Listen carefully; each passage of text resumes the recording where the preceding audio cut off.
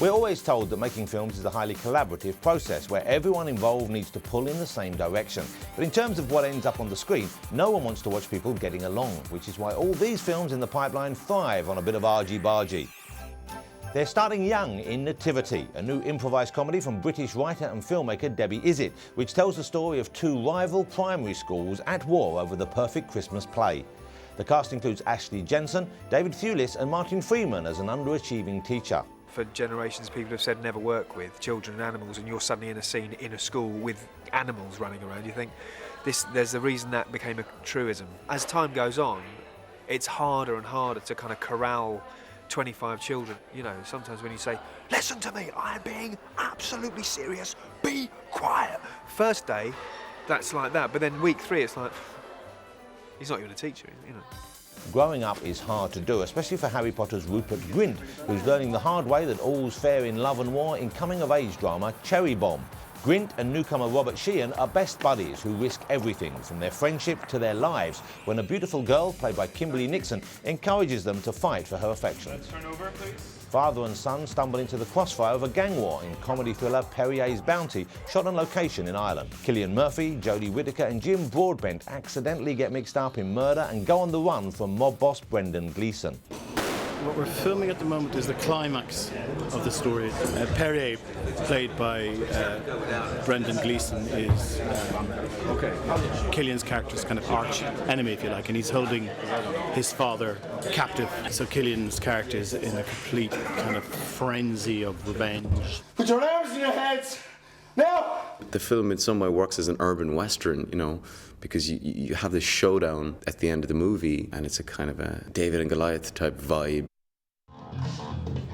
And staying in gangland, Curtis 50 Cent Jackson brought the fighting talk to town when he popped over to the UK recently to star in Dead Man Running, in which he's cast as the head of an international crime organisation hit hard by the credit crunch. I've loaned out a lot of money, and these people can't pay me back on time because they've borrowed money based on projected income that isn't coming in the same. So I got to kind of make an example to make people feel pressured. Eat your heart out, Robert Peston. Rhys Ifans and Chloe Sevigny side with the opposition in the war against drugs in Mr. Nice, the eventful true story of Howard Marks. The film, based on the best-selling book of the same name, wraps on Friday after 8 weeks shooting in Wales and Spain and will be out next year. Do you know, we were just having a debate about what the plot of the film actually is. Stretching their satirical wings, the talent behind BBC4 comedy The Thick of It are bringing their biting wit to the big screen with In the Loop.